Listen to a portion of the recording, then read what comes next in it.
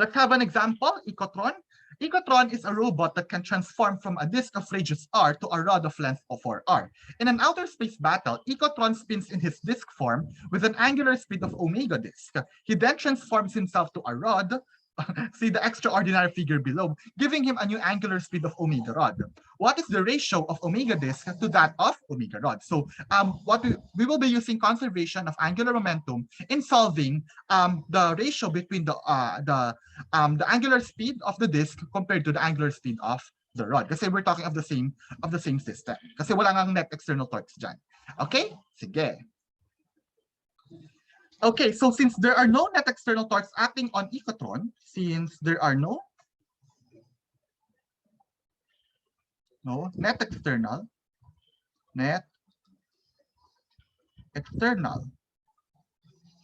torques acting on Ikotron, then the initial angular momentum of Ikotron is equal to the final angular momentum of Ikotron. So equation 1 shows that. Ngayon, what is the since isang particle, isang rigid body lang ang pinag-uusapan natin dito, we don't need to sum. So what is the initial angular momentum of Ikotron? Ano yan? So this is simply I1 omega 1 is simply so I should say I omega I equals I final omega final. But what is the initial angular momentum? I should say the initial angular velocity omega I equals omega disk. And also the initial, since it's original disk, the moment of inertia of Ikotron initially is 1/2 m r squared.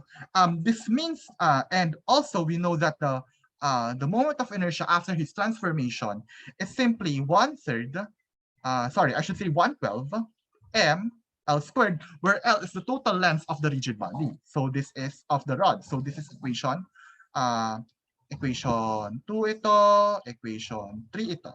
Okay, now substituting equation 3 to equation 2, we have 1/2 mr squared multiplied by omega disk is equal to 1/12 m times what is the total length of the rod after the transformation.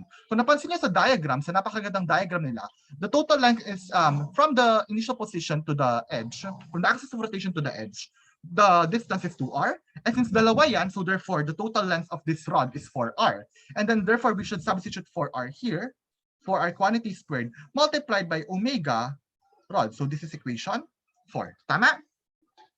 Tama?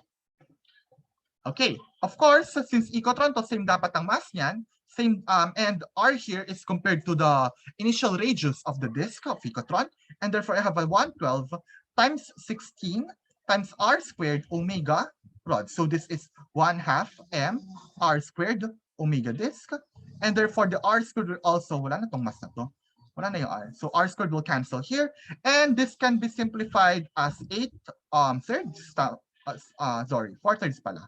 4/3 omega rod. Tama? Itong 16/12, cancelin ko to. I have an 8/6. Cancelin ko ulit to. I have a 4/3.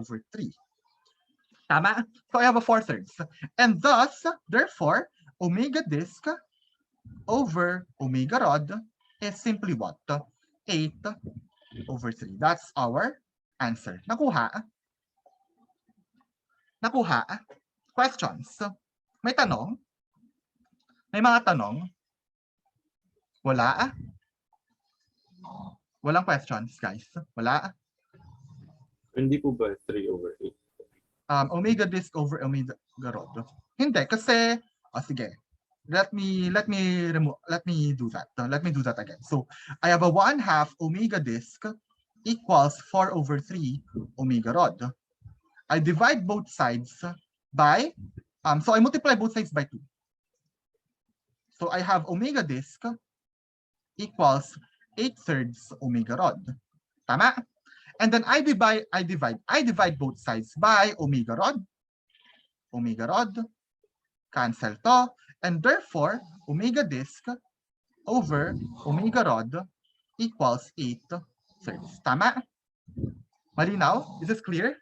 Is this Oh. clearer? Okay, gets? Okay. Questions? Questions? None. Okay. Sige. Thank you.